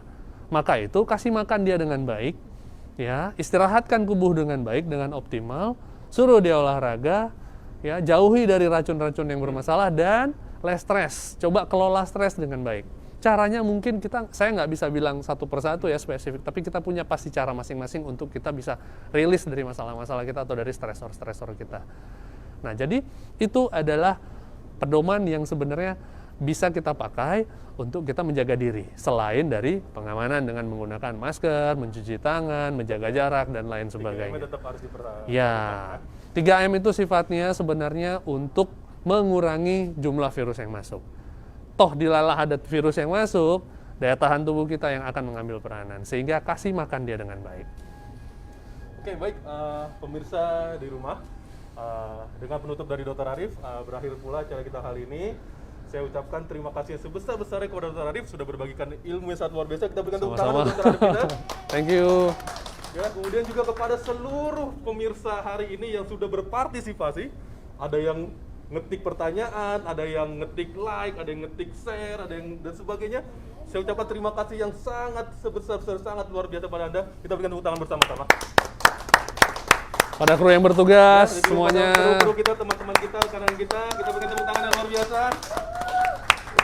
Ya, dengan berakhirnya acara kali ini, mudah-mudahan ini akan bermanfaat untuk kita semua, terutama Siap. buat Dr. Arif dan juga kepada saya dan juga rekan-rekan semua, yang kita masih tetap beraktivitas, kita masih tetap bekerja ya, karena kita harus membagikan ya ilmu-ilmu dari Dr. Arif kepada rekan-rekan pemirsa di rumah. Amin. Jadi kita akan buat acara-acara seperti ini lagi, akan lebih banyak interaksi dengan pemirsa di rumah. Jadi jangan lewatkan acara-acara FB Live Keling Indonesia Official berikutnya, karena akan ada sesuatu yang baru. Selalu ada sesuatu yang baru, selalu akan membuat Anda akan tercengang. Ya, jadi minggu depan jangan lupakan akan ada acara FB Live berikutnya. Mungkin dengan Dr. Arif, mungkin dengan dokter yang lain, kita nggak tahu, mungkin dengan guest star yang lain. Tunggu Ya, kejutannya. Tunggu kejutannya ya. Jadi mudah-mudahan kita akan ketemu lagi minggu depan di acara FB Live Keling Indonesia Official. Saya sebagai moderator hari ini Abdul Jabar. Dan Mohon saya maaf, sebagai narasumber, Dr. Arif Dr. Munandar. Arif, kita sama-sama mohon maaf ya jika ada salah kata-kata yang mungkin menyinggung siapapun, kita mohon maaf. Saya tutup dengan wabillahi taufiq wal hidayah. Wassalamualaikum warahmatullahi wabarakatuh. Oh ya, Wow. sedikit ada tambahan nih. Untuk tadi karena audiens itu banyak banget yang bertanya, kita mau kasih nih untuk 2 penanya terbaik. Ya, nanti akan diumumkan nanti malam ya. Untuk siapa sih yang terpilih sebagai penanya terbaik. Dan kita akan berikan hadiah yang cukup menarik untuk Bapak Ibu sekalian. Oke, kita tutup dengan wassalamualaikum warahmatullahi wabarakatuh. wabarakatuh.